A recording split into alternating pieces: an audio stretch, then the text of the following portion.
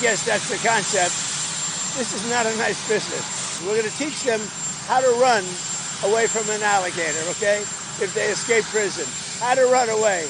Don't run in a straight line. Run like this. And you know what? Your chances go up about 1%. President Trump insinuating there that his new immigration detention facility in the Florida Everglades, dubbed Alligator Alcatraz, is meant to be inhospitable, apparently telling a reporter who asked if potential escapees would be eaten by an alligator, quote, "I guess that's the concept." President Trump also seemingly trolling the future residents by giving advice on how to run away from an alligator. All of that before taking a tour of the facility for its grand opening on Tuesday. It's built to hold hundreds of detainees while they await deportation. The facility's grand opening was heralded by the right, with the Florida GOP even selling Alligator Alcatraz merch. Take a look at this video from conservative podcaster Benny Johnson, who was invited along for the tour.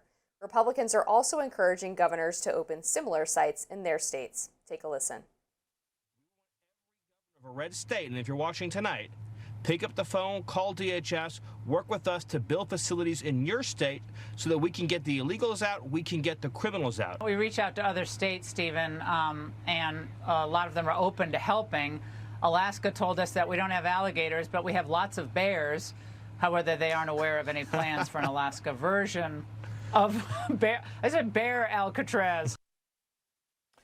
Meanwhile, some on the left are going so far as to draw comparisons to Nazi concentration camps, with some renaming the project Alligator Auschwitz. I find the humour in this difficult to locate, I have to say. Now, comparing it to, like, Auschwitz, I think that's another example of sort of degradation of our general debate. I don't think it is comparable to Auschwitz.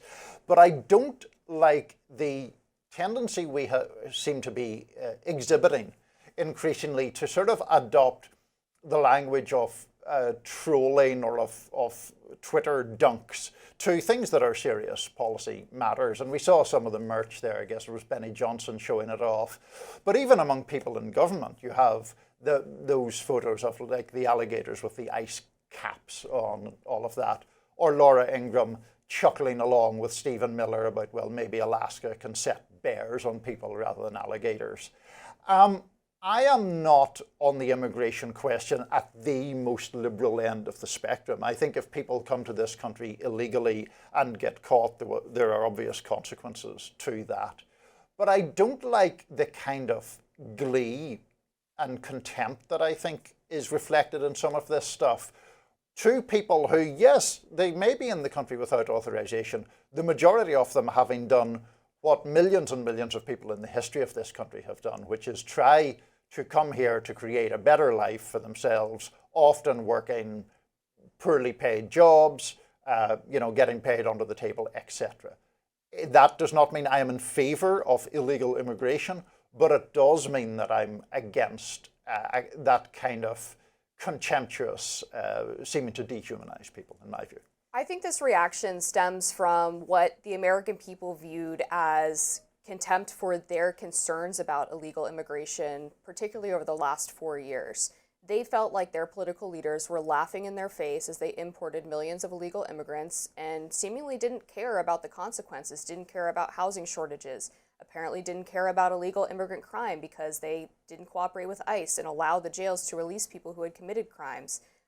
Joe Biden failing to say Laken Riley's name properly at the State of the Union, never calling Patty Morin, the mother of Rachel Morin, or Jocelyn Nungary's mother. I think the American people felt disrespected, and so this is a celebratory moment for them that they have political leaders who are willing to take this seriously. But do you think that the seriousness of those things that you have just reflected, like crimes and murders committed by people, do you think that it is reflective of the kind of gravity and of those situations to be going around chuckling about, like, maybe Alaska can use bears, or selling Alligator Alcatraz merch? I mean, that just seems to me to be actually trivializing a issue that you rightly say is serious. I think it's poking fun at the apoplectic reaction to a detention facility being built from the left.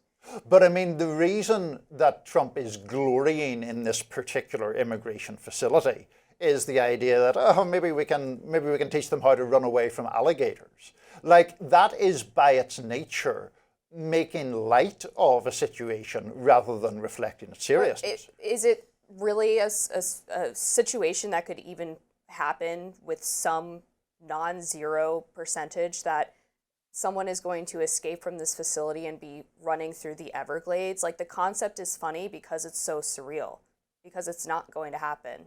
This is a secure facility. And by the way, hugely efficient. They managed to put up 3,000 beds in 8 days. And not only that, but it also couples transportation for removals because of the fact that this was built next to an abandoned airstrip. So I think this is a marvel of quick American engineering, of the ability to consolidate both detentions and removals at one location on the eastern seaboard, and it's worth celebrating. Yeah, I mean, with all due respect, it seems to me that you're slightly trying to have it both ways there, because you're saying on one hand, oh, this is so secure, nobody will ever escape, and you're also saying the fact that people, the Trump's comments about the alligators are ludicrous because it will never happen. The alligators are things that he is presenting as, in the general sense, part of the security. People won't escape because they'll get eaten by alligators.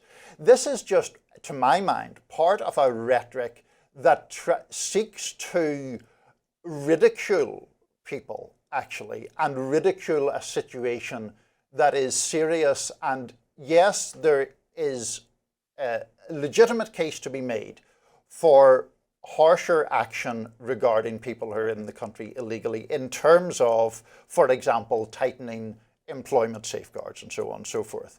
We have seen Trump trying to flit around all over the place in terms of people who work on farms and the hospitality industry as to what he's going to do there. But to have people in the government tweeting photos of alligators in ice caps, like, you really don't think that that is undignified? No, I think it's funny. Okay, well, we just disagree on that. President Trump got his settlement with Paramount, but without one big item on his wish list. We'll discuss that next.